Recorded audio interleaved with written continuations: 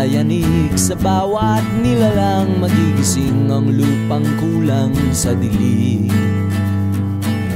Ikaw ang magsasabing kaya mo to, tulad ng isang tanglaw sa gitna ng bagyo.